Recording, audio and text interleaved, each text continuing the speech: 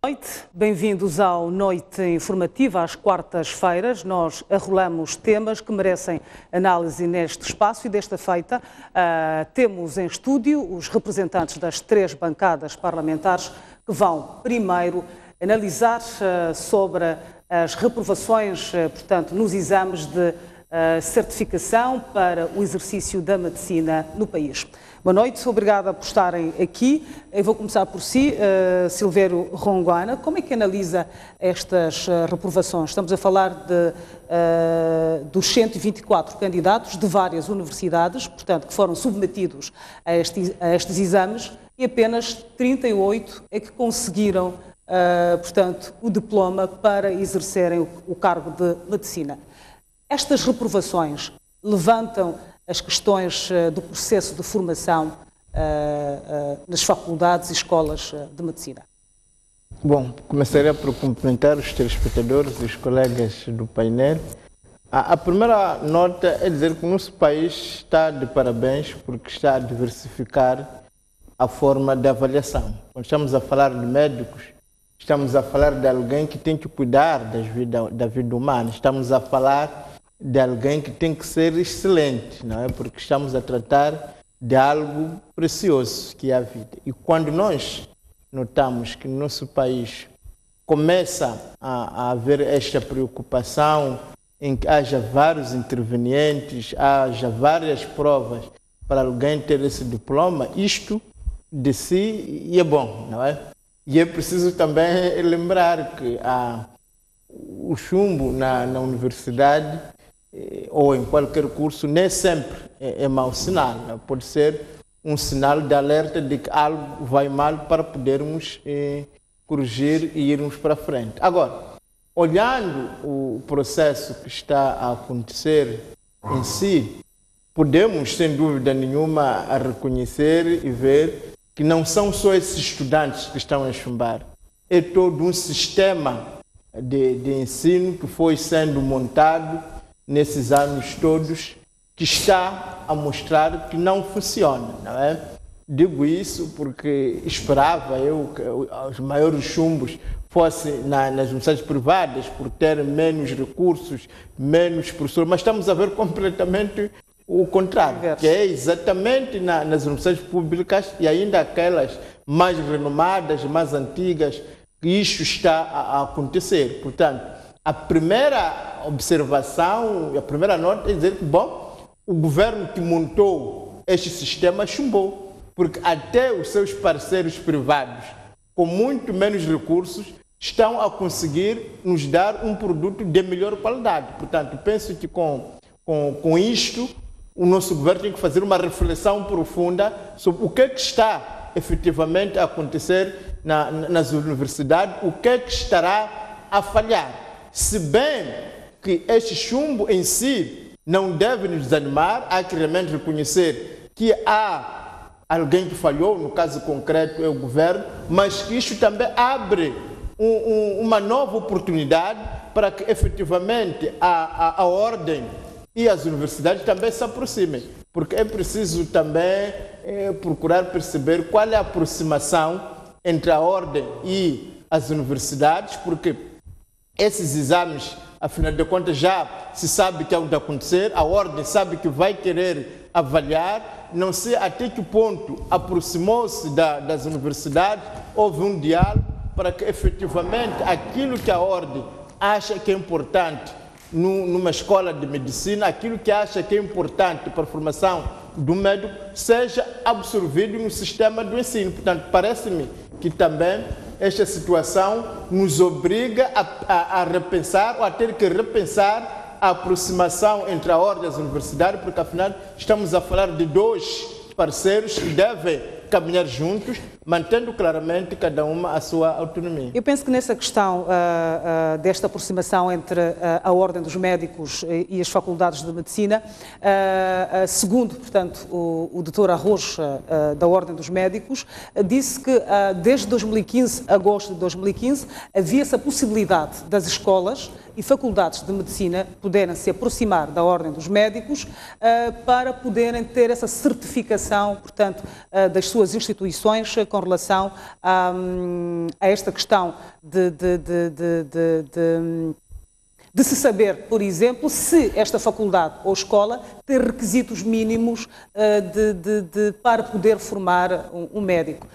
E até lá, desde 2015 a esta parte, portanto, nenhuma faculdade se aproximou à Ordem para poder, portanto, apresentar estes requisitos e escapar, digamos assim. Isso é ainda mais grave, não é? Porque é preciso dizer que as universidades existem antes da Ordem, não é? Portanto, a Ordem, se calhar, no momento em que é instituída, podia, se calhar, encontrar formas mais interessantes de se aproximar e não se quer ficar de cima que, bom, estamos aqui, venham vocês ser certificados. Este é o primeiro ponto. O segundo ponto é que não existem os médicos que estão nas universidades e os médicos que estão na Ordem. É preciso dizer que a quantidade de médicos, sobretudo especialistas, professores, são muito poucos. Portanto, os mesmos que estão nas universidades são os mesmos que estão nos hospitais e são os mesmos que estão, digamos, na Ordem. Portanto, sendo as mesmas pessoas, no momento em que cria-se novas instituições,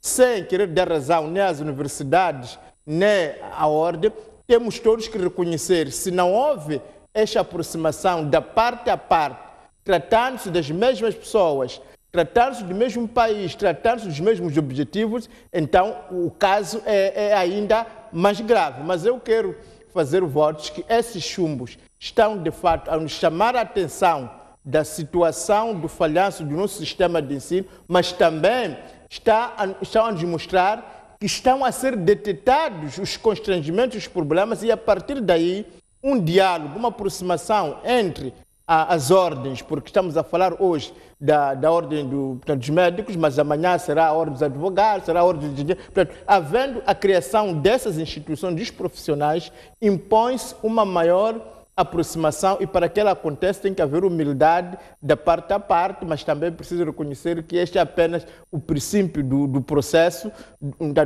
Não deve haver alarmismo, sobretudo da parte dos pais. Acredito que esta situação está a ser feita também salvaguardados os direitos dos estudantes que eles pagaram, confiaram numa universidade, por exemplo, do Estado. Porque se eu não posso confiar na qualidade de uma universidade do Estado, em que é que vou confiar? Portanto, acredito que este percurso não vai pôr em causa aquilo que é a profissão escolhida por aquele estudante. Há de haver uma segunda hipótese, eu espero, há de haver uma segunda oportunidade para que efetivamente esta luta, esse falhanço, digamos, de quem gere o ensino, não afete o estudante, que este tem que ser salvaguardado os seus direitos. Caifadena Manasse, indo concretamente aos números, estamos a falar de 124 candidatos que foram submetidos. Estes candidatos vieram de várias universidades e destes 124 candidatos,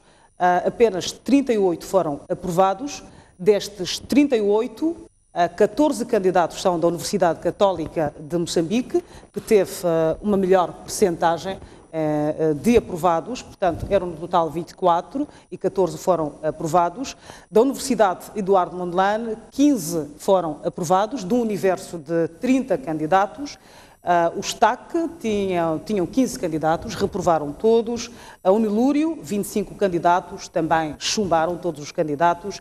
O Esquitema, todos os 8 candidatos foram reprovados. Como é que olha para esta questão de uma universidade, da Universidade Católica de Moçambique, ter melhor desempenho que uma Universidade Eduardo Mondlane, que é a maior e a mais antiga do país? Muito obrigado. Permita-me cumprimentar primeiro os telespectadores da STV e cumprimentar os colegas do painel. Indo à questão que me coloca, eu acho que este é um debate extremamente sensível. Falar da questão dos médicos toca com a nossa saúde, toca com a criação do nosso Estado, porque estamos a falar de médicos, 124 médicos, como dizia, que foram formados. Nós, se recuarmos no tempo, vamos ver que há um tempo que se falava, por exemplo, de falta de médicos nos distritos. só podias ter médicos na cidade capital, por exemplo. Eu sou da Zambésia, para ter acesso a um médico tinha que ir, por exemplo, para a cidade de Climane.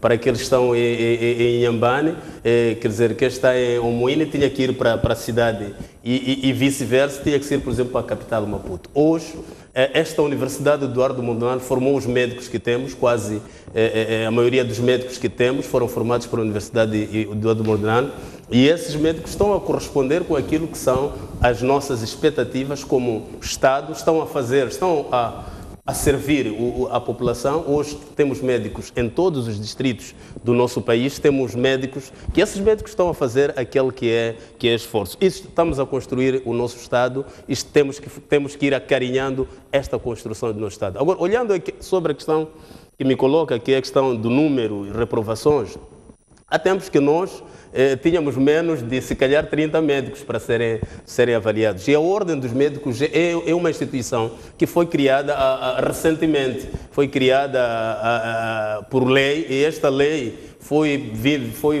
vindo por parte do governo. O governo passou à Assembleia da República, a Assembleia da República aprovou esta lei para regular estes desafios que a criação do Estado tem. Nós temos um Estado, temos universidades e nós liberalizamos o mercado, temos várias universidades, é normal ter a Universidade Católica a formar bem, também podemos ter a UEM, podemos ter qualquer que seja a universidade, desde que estas universidades estejam em Moçambique e sirvam o nosso povo e formem os quadros moçambicanos e quadros que vêm de outro.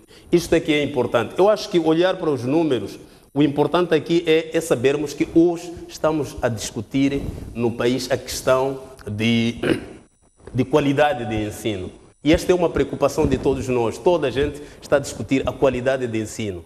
Antes estávamos a discutir a massificação das universidades, porque não existiam universidades quase nas províncias, só estavam na cidade de Maputo, ou estão em todas as províncias. E a preocupação hoje é discutir a qualidade de ensino. E esta qualidade de ensino está a ser acompanhada por estes órgãos que o Estado vai criando e vai dando este poder de ir regulando. E regulando, os alunos terão a capacidade de estudar mais, os docentes terão o esforço de fazer mais, e aí estaremos a construir o nosso Estado com mais tranquilidade e teremos médicos para servirem o nosso povo com mais equidade, com mais eficácia e com mais responsabilidade.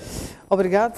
E Alfredo Magomice, portanto, segundo uma carta apresentada à Ordem dos Médicos, alguns alunos reclamavam pelo facto de ser normal de um estudante não ter aulas práticas do primeiro ao sexto ano. Para além das aulas práticas, não tinha, por exemplo, uma guardiã médica para supervisionar os alunos e dar uma certa nota. E como é que olha para esta questão? De quem é a responsabilidade, portanto, de fiscalizar a formação destes alunos? Muito obrigado, boa noite. Permita que, antes também, agradeço a Deus por mais uma oportunidade, pela vida. Permito também que saúde aos moçambicanos, aos telespectadores da STV, também saudar a ti e aos colegas do painel. Portanto, indo concretamente para a questão que coloca, que é uma questão, como dizia o outro colega, uma questão sensível que toca com a essência naquilo que o país pretende em relação à formação de técnicos que tratam da saúde de todos nós. A verdade é que neste momento discutimos a questão da qualidade do ensino, mas se tivéssemos que recuar, devíamos ter que... Vou chegar na tua questão. Tínhamos que voltar para ver a questão, a maneira como a massificação do ensino foi feita. Foi feita de forma indiscriminada, sem primeiro uma visão clara sobre a política ou as políticas sobre esta expansão.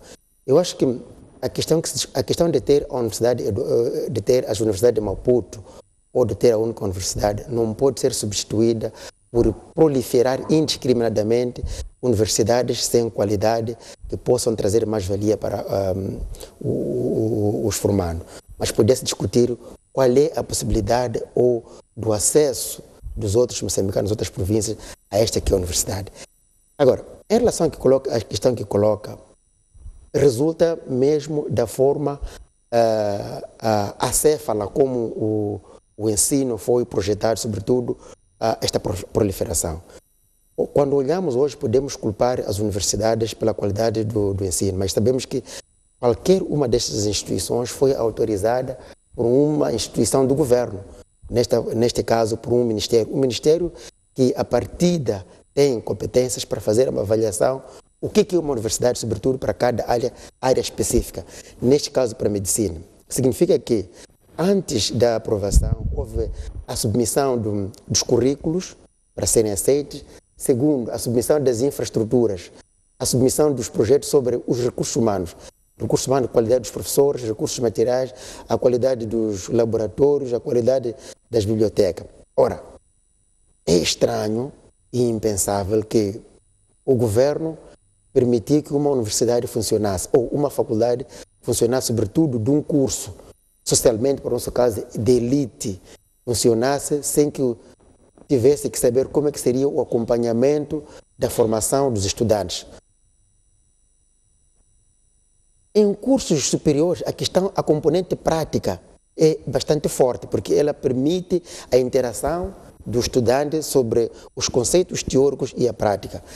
E no caso da Universidade da Medicina, quanto mais cedo o estudante tiver contato com, neste caso, o objeto de estudo, que é o homem, que é o doente, mais torna o competente o estudante para sair melhor formado. Portanto, é deplorável que o governo permita que instituições como essas funcionem e, no fim do dia, tanto esta instituição continue a elaborar, a formar pessoas desta qualidade. Agora, mas também é que é preciso diferenciar duas coisas. A universidade tem um papel de formar de fornecer graus acadêmicos. Pela lei que permite a formação ou a constituição das ordens, elas conferem o grau profissional.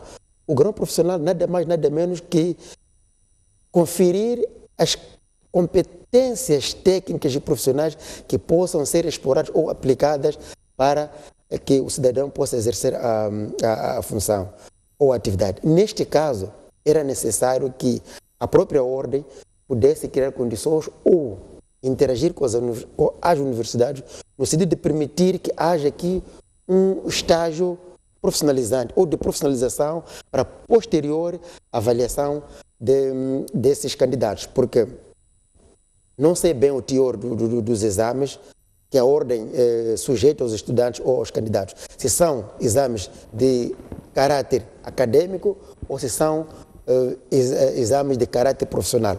Ora, não tendo essa informação, fica difícil, mas eu espero que haja aqui uma responsabilização de parte a parte, sobretudo o sistema pela forma como, de forma deliberada, permite ou permitiu a proliferação de instituições de ensino superior, sem, no entanto, observar as qualidades ou condições mínimas para que assim possam ocorrer. De tal forma que a ordem existe pela lei, está a cumprir o seu papel, mas neste caso o maior responsabilizado é o próprio governo, que assim sustenta um sistema que cria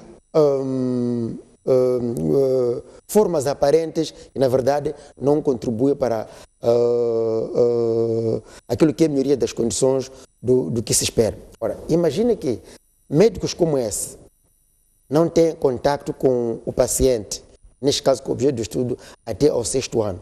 Conclui, é feito num distrito, vamos lá por hipótese, Machaze, Mavago, e o primeiro contato que ele tem com o doente é uma pessoa que precisa de ser salva. O que nós esperamos? Só podemos esperar situações deploráveis. E ali até podemos questionar, será que a maior parte das mortes que se observam nos hospitais não se deve a este facto? Então, são perguntas que se levantam. De tal forma que o governo, através do Ministério da Saúde e do Ministério da Ciência e Tecnologia, e uma parte do Ministério da Educação, é severamente responsabilizado por estas falhas, não pelas reprovações, mas por ter permitido que instituições sem qualidade, sem condições, possam funcionar para formar educantes que não têm culpa, porque assim permitiu. Quem fala da medicina poderia falar das outras áreas. É verdade que esta é uma área sensível e de grande responsabilidade. Exatamente. E Silveira Ronguana, concorda com essa questão de que existem muitas universidades, mas que estas universidades não reúnem condições mínimas para uma formação de qualidade no país, olhando concretamente para esta questão? Mesmo existindo, não é que isso há de acontecer de certeza, mas os dados que estão em cima da mesa provam exatamente o contrário. Porque é uma universidade não estatal, e aí está de parabéns à Universidade Católica, não é? É uma universidade não estatal, dessas que foram criadas, que teve os mesmos resultados. Ao contrário, a Universidade Eduardo Mondlane, que é a mais antiga, teve os chumbos que, portanto, não teve a pontuação que a Universidade Católica teve. Portanto, parece-me que a questão não deve ser lida nesses termos, simplesmente porque, afinal de contas, aquela que tem sido apontada como a mãe de todas as universidades enferma dos mesmos problemas que o resto. Portanto, parece-me que isto não deve nos levar a depreciar o trabalho feito por esta e aquela universidade. É evidente que os empregadores vão precisar desses dados na hora de tomada das suas decisões, não há dúvida nenhuma. Mas isso deve nos levar a uma reflexão sobre todo o sistema do ensino, o que é que está a falhar, sobretudo, na formação desse médico, porque alguém diz, bom, já temos médicos em todo o país. Ora, se forem esses médicos que chumbaram, porque é preciso dizer que esses médicos foram descritos sem ter sido examinados pela ordem, estão a matar pessoas. Portanto, parece-me que nós não devemos politizar uma situação dessa. Não, nós temos que nos concentrar naquele que é o problema. Há deficiência na formação dos nossos médicos. Ora, a ordem, neste momento, estará na posse dos dados que dizem, olha, os que vieram da Universidade Eduardo Mondlane chumbaram. Quais foram as razões? Em que aspectos mostraram-se mais fracos? Os que vieram da Católica, os que vieram do Esquitem. Então, poderá, acredito, ter um relatório, e esse relatório que vai disponibilizar às universidades e, em muitos casos, são lacunas que podem ser supridas. Agora, se a ordem vir nos dizer ou apresentar o relatório que, olha, os médicos que desta universidade efetivamente não reúnem condições mínimas, então, nesse caso, esse curso deverá ser fechado, aí é outra coisa. Mas os dados que temos neste momento é que simplesmente houve um exame em que algumas universidades, e uma que é privada, de formação cristã, é preciso que se diga que introduziu um modelo de formação PBL, que até foi muito criticado, o Padre Couto, que quando trouxe este modelo, mas está a mostrar que este modelo está a funcionar. E eu quero acreditar também que o fato de ser uma universidade cristã,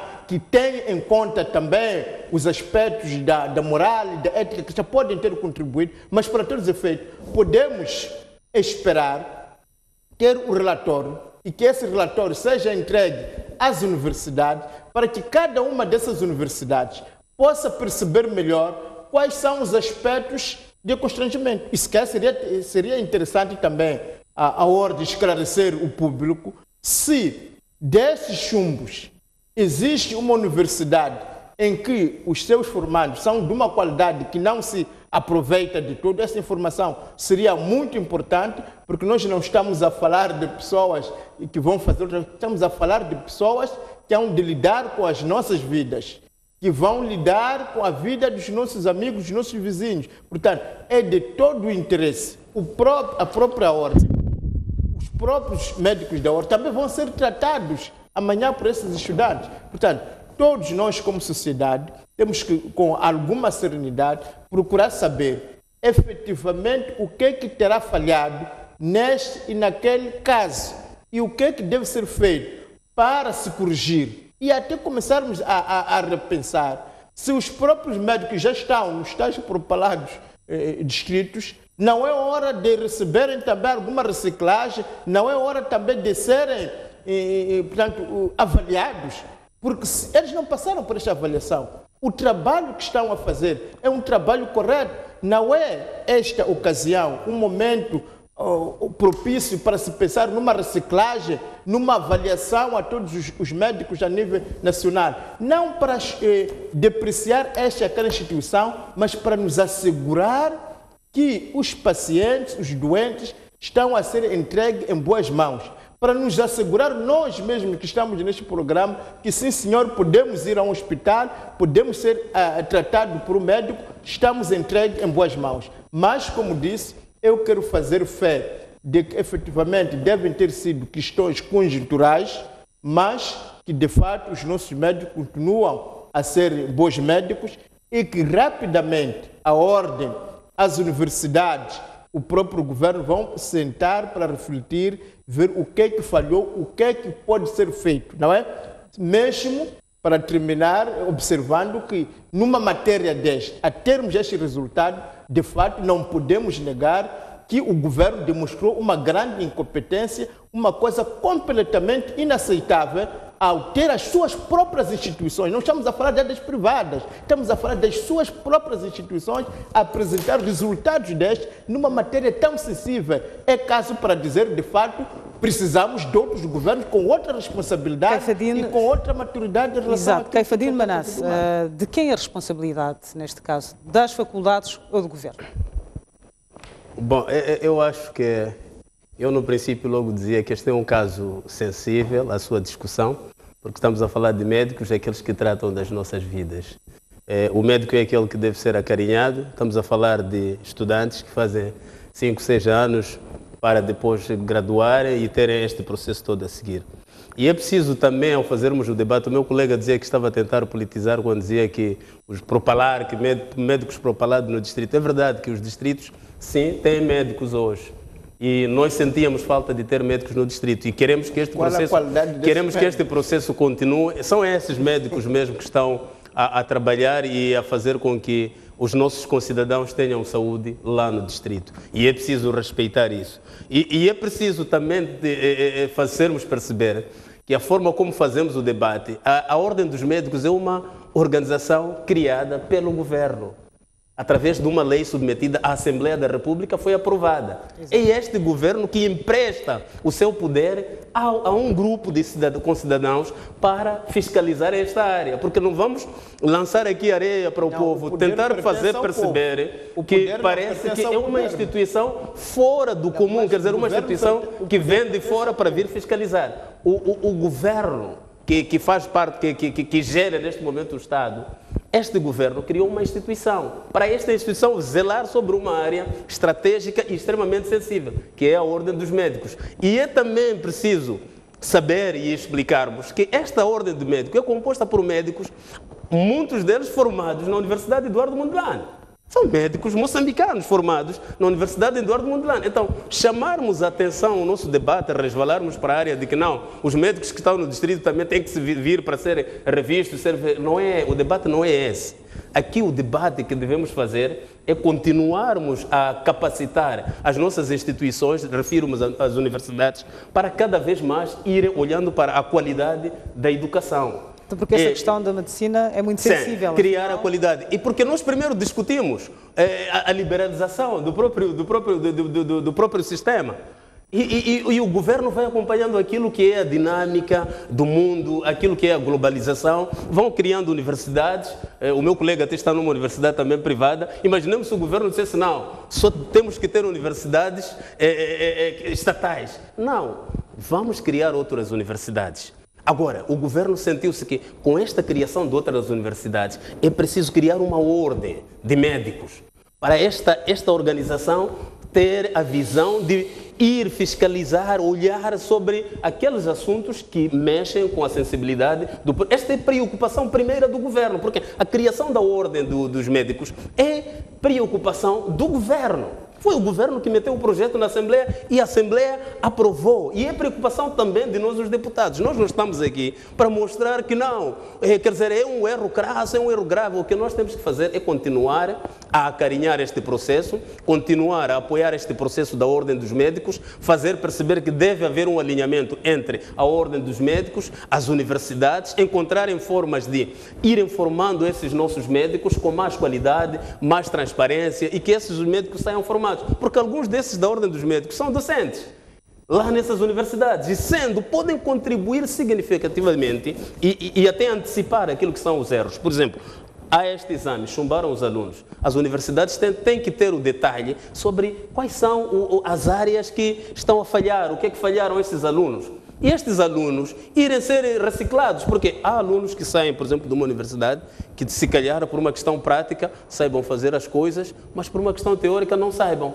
Mas Quer dizer, não tenham muita capacidade. Há alunos, levantou-se a questão de que existem alunos que desde o primeiro ao sexto ano não têm nenhuma aula prática. Bom, eu até achei preocupante a Ordem dos Médicos trazer esta situação, por exemplo, em televisão, para dizer que há alunos que queixaram a Ordem, que há um processo. Eu acho que a Ordem dos Médicos deveria ser primeira a preocupar-se, ir velando sobre... haver um contacto entre a Ordem dos Médicos e as universidades, porque a Ordem do Médico o que quer? Quer ter médicos bem formados, porque eles são médicos.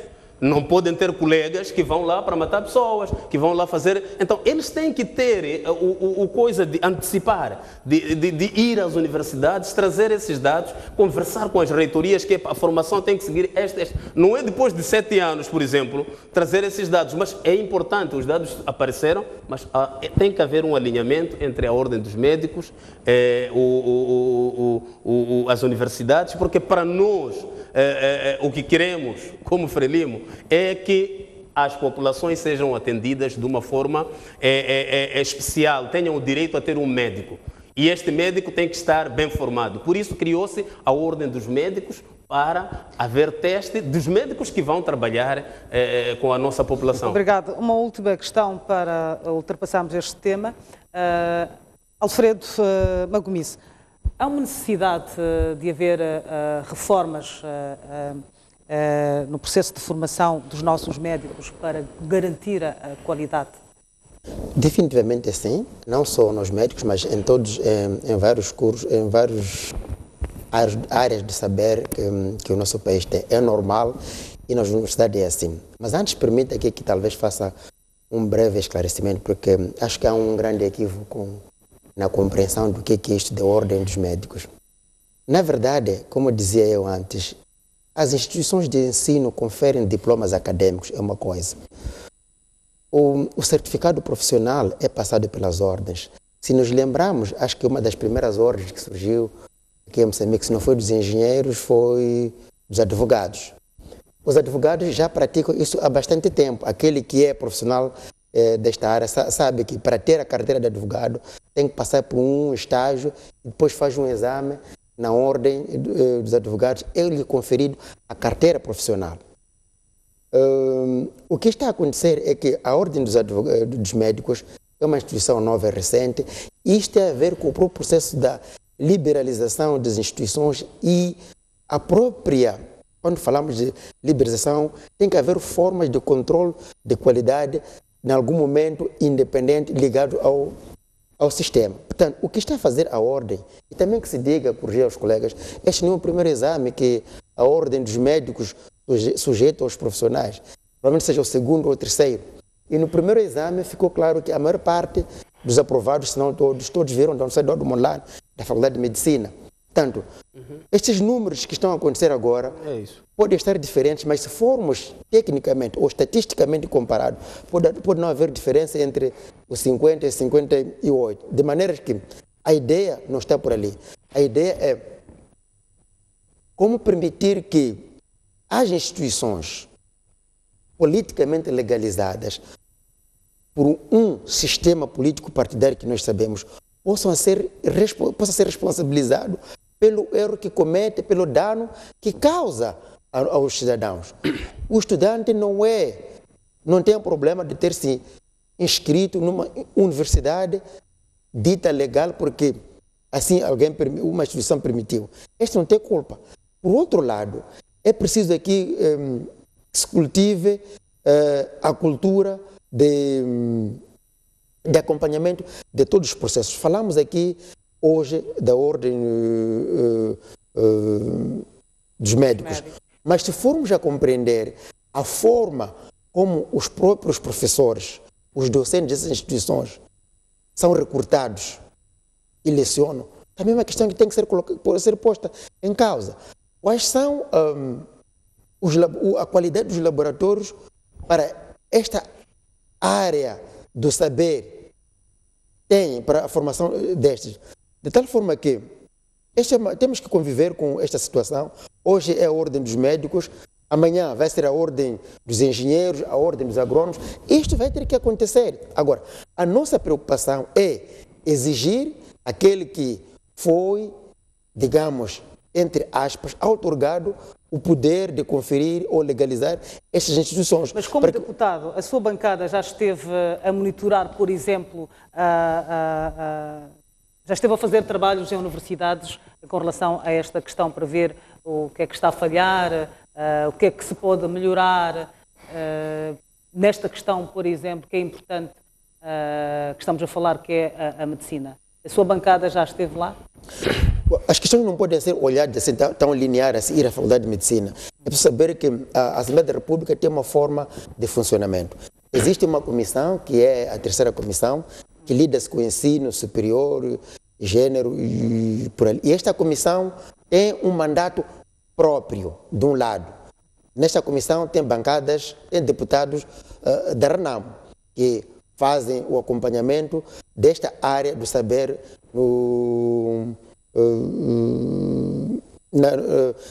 neste setor governamental. Agora, como bancada, na verdade, confesso que não me lembro em um dia, mas a questão não é ir visitar uma universidade, porque quando você vai visitar uma universidade, vai confrontar uma questão que está legalizada.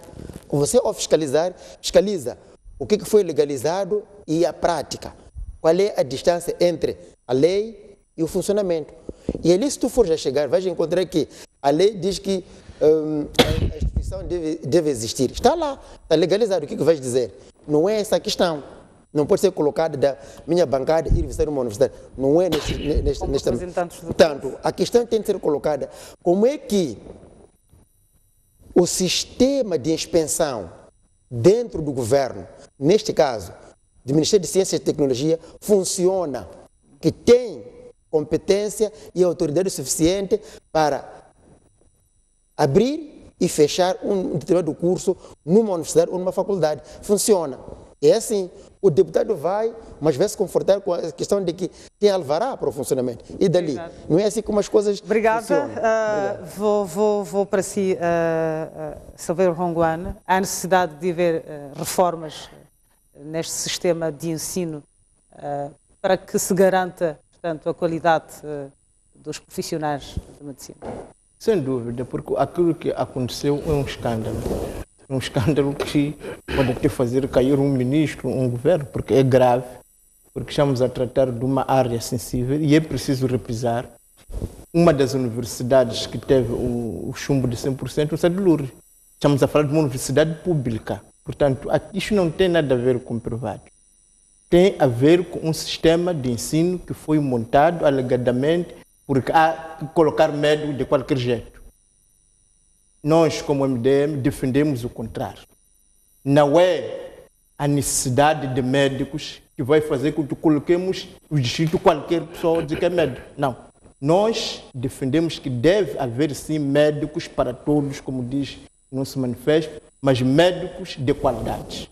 E nós defendemos que, efetivamente, a ordem dos médicos tem de continuar a fazer estas avaliações, nada de alinhamentos. Portanto, a ordem é uma instituição independente, as universidades também, portanto, são parceiros, mas tem de funcionar de uma forma autônoma para que, efetivamente, esta avaliação possa ser credível e que esta avaliação depois tem de ser, de fato, colocada no mercado, tem que ser colocada, tem que ser conhecida, nada de secretismo. Nós defendemos que deve haver transparência, o povo tem que saber.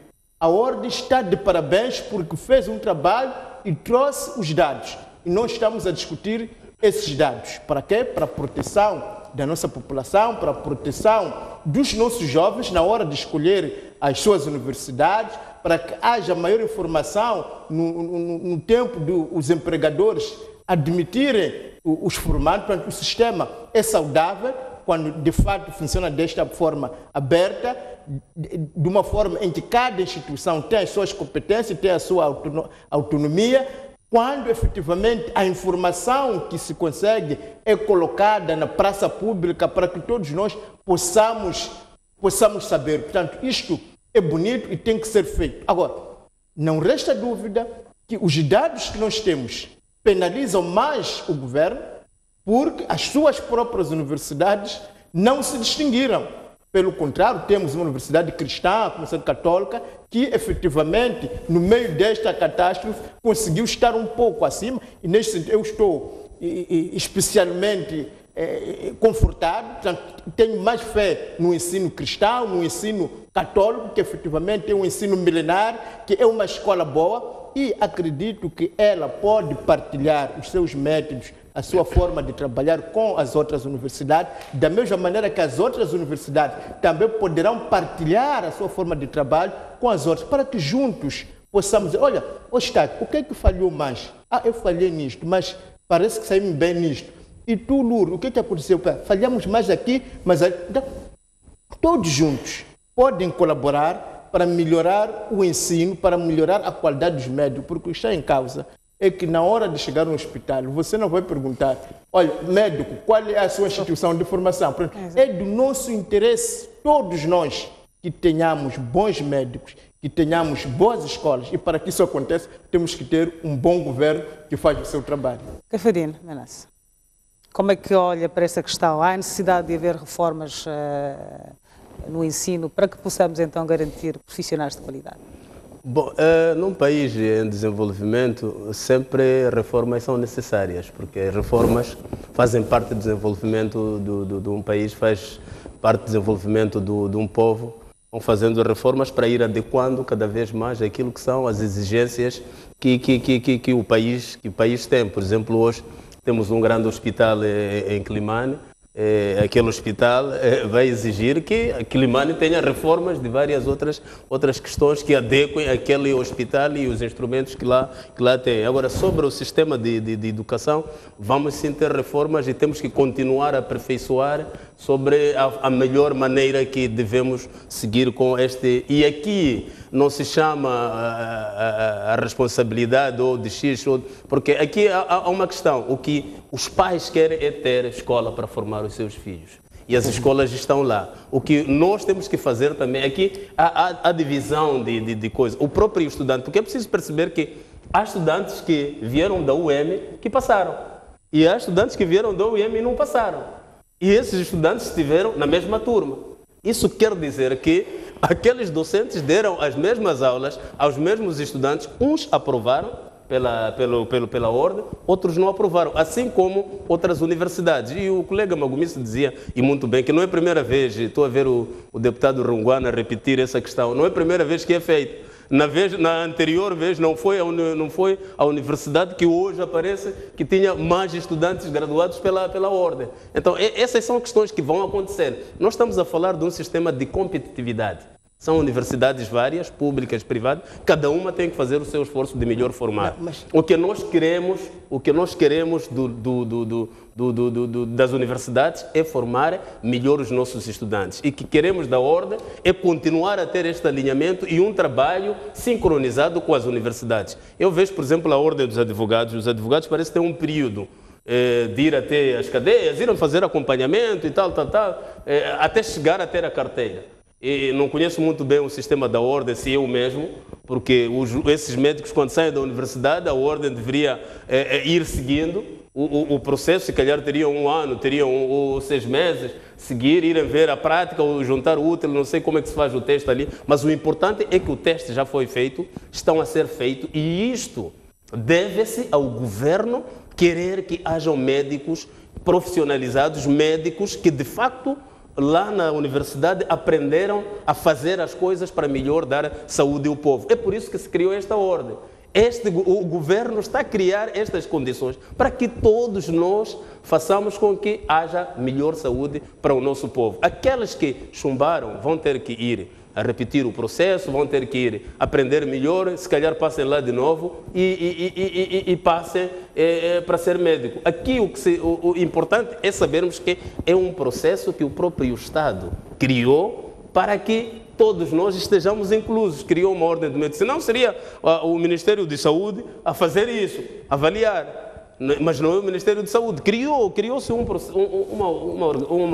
órgão para fazer esta avaliação, para melhor termos médicos para formar os nossos doentes. E continuo a dizer que é um caso extremamente delicado, porque são alunos que estudaram, ficaram muito tempo e tiveram a situação que tiveram. Mas também é delicado para a ordem dos médicos, porque não se pode admitir alguém que não tem uma formação qualitativa para ir servir o nosso povo. E encorajamos que continue este processo de formação de médicos, porque queremos médicos nos postos administrativos, até as localidades, para servirem o nosso povo. Muito bem, vamos passar então para o outro tema. Desta feita vamos falar do fim do processo de recenseamento. Não houve a previsão, portanto, os dados preliminares indicam que apenas 26 milhões de habitantes foram registados, a previsão eram de 7 milhões de habitantes. Silveira Ronguano, como é que analisa este processo de recenseamento da população e habitação? Tivemos alguns focos de manifestações, mas isso não comprometeu, portanto, o registro das pessoas e também das habitações. O que dizer deste fim do recenseamento populacional? Bom, é preciso realmente reconhecer que este processo esteve eivado de irregularidades, de conflitos e de confusões que não sabemos, de fato, se calhar a palavra certa seja, se isto não influenciou. Porque se é para fazer recenseamento, é preciso ter instituições habilitadas, é preciso ter uma logística capaz, é preciso que todo o processo... Ao contrário, nós estamos a chegar a uma situação, dado ao falhanço a que estamos a ser submetidos por este governo quarentão, há uma situação de falhanços em todas as áreas. Estamos a falar de médicos, eu preciso até lembrar que não posso passar o ensino para os municípios porque não há competência, mas já estamos a ver que afinal é o próprio governo que as suas universidades não têm a tal competência. Vamos lá tentar fazer o censo da população, há projeções de número, há uma logística, há um orçamento que é aprovado, mas o que nós tivemos no dia a dia foi conflito e confusão. Oxalá, efetivamente, esses conflitos e confusões não tenham, faço o voto, para que não tenha influído, para que possamos dizer que, bom, apesar disso, esses dados são fiáveis. É pena que não temos, se calhar, outra instituição que vai supervisionar este trabalho, mas acredito que o trabalho de como ocorreu devia, de fato, ser auditado. Nós devíamos procurar saber se este recenseamento, se estes dados que estamos a ter, são fiáveis ou não, porque a partir do momento que vinham todos os dias, do primeiro ao último dia, relatos de conflitos, de greves, de pagamentos que deviam ser feitos, mas não estão a ser feitos, de recenseadores que eram abandonados à sua sorte. Portanto, estamos a tratar de uma coisa seríssima, que é saber quantos é que somos, que é saber como é que estamos distribuídos, que é saber com o que é que nos contamos, porque para a formulação das políticas públicas, que vão alimentar depois os manifestos eleitorais, que vão depois alimentar a tal governação que é almejada, é importante que se saiba, afinal, qual é o objeto, qual é a população, onde é que nós estamos. Ora, parece-nos que este recenseamento poderá nos dar todas essas outras coisas, menos isto que é essencial, porque a partir do momento que foi, de fato, conflituoso, deixou uma dúvida no ar. Serão fiáveis esses dados? Obrigado. Alfredo Magomice, portanto, dados preliminares indicam que 26 milhões foram recenseados. Há esperança de se atingir um número desejado. O INE montou brigadas especiais para poder, portanto, recensear aquelas pessoas que não tiveram oportunidade de se recensear desde o dia 1 até 15 de agosto.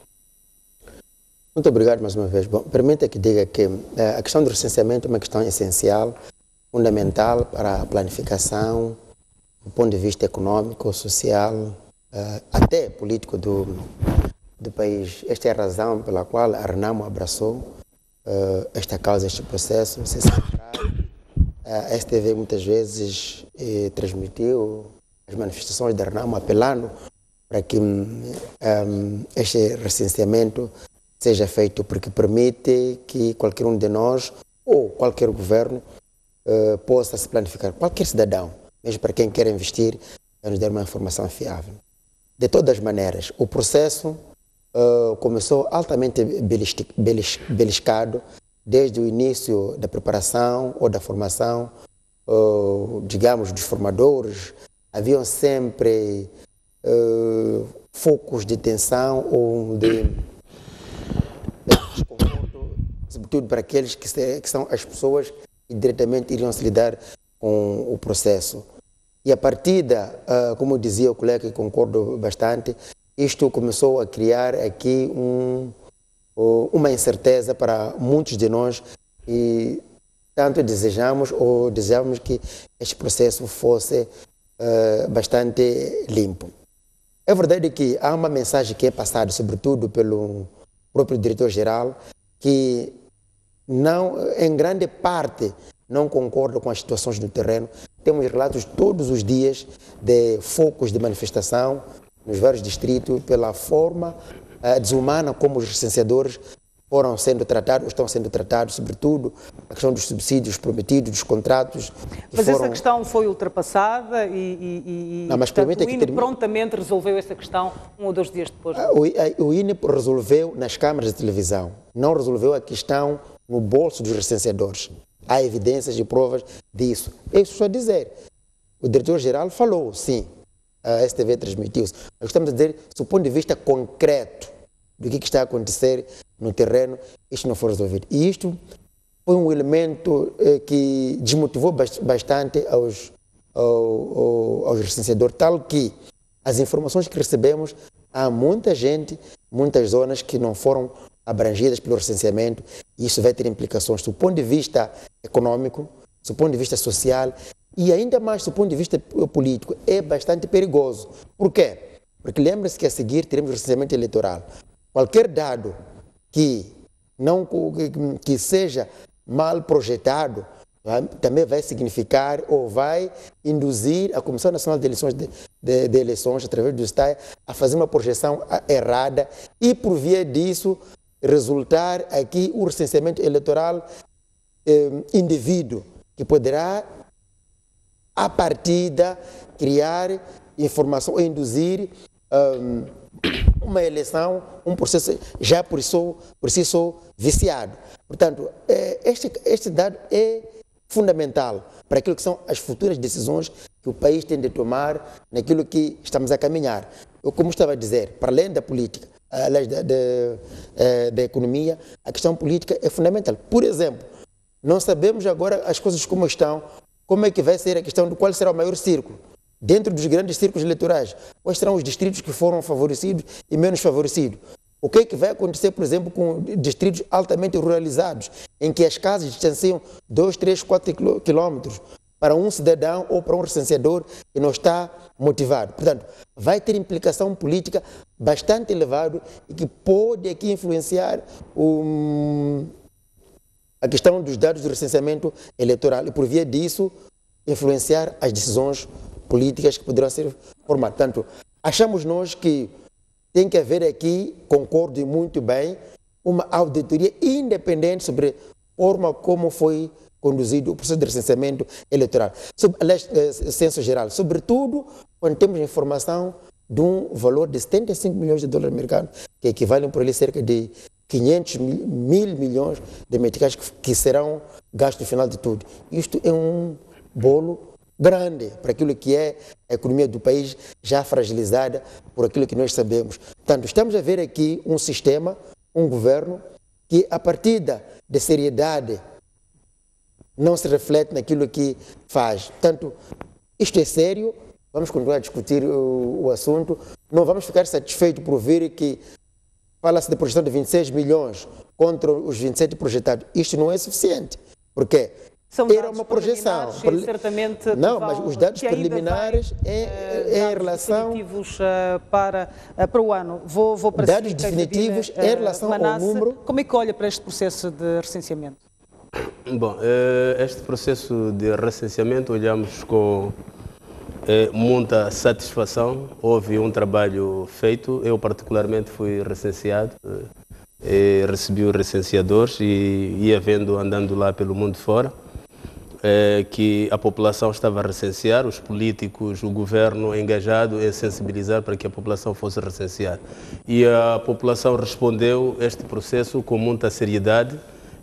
Só olhando aquilo que foram as projeções, mostra que houve um trabalho muito bem feito pelo INE, no sentido de termos estatísticas que possam fazer com que o nosso país, nos próximos momentos, saibamos ser quantos somos e como é que estamos a construir o nosso país em termos de desenvolvimento econômico e social. Eu acho que este processo, qualquer processo que acontece, que envolve pessoas, tem desafios, tem algumas coisas pelo caminho que possam fazer com que o processo não tenha corrido, mas este processo, as vicissitudes que foram acontecendo, foram regularizando logo pelo INE, no sentido de fazer com que o processo corresse na maior normalidade e na maior tranquilidade. E o que assistimos é que nos últimos, quer dizer, o processo, além de umas 2, 3 vezes que a STV passou alguma manifestação, o processo ficou calmo, sereno e as pessoas foram trabalhando e tivemos o processo conclusivo e vamos esperar ver os dados finais, o que é que de facto retrata aquilo que foi este processo que foi feito com jovens, foi feito com os próprios moçambicanos, apesar de estarmos num ambiente em que condições econômicas foram desafiantes, mas mesmo assim criou-se condições para que este processo aconteça. O governo está de parabéns por ter criado este ambiente, porque temos que cada vez saber quanto é que somos, o que é que temos e como é que avançamos. Está de parabéns o governo por ter tomado esta posição no momento em que estamos, quer dizer, a nossa economia precisa de ir se ajustando, mas olhou-se isto como uma prioridade. Muito bem, obrigada pela vossa presença hoje neste espaço. Nós vamos fazer um intervalo e já voltamos para as notícias. Até já.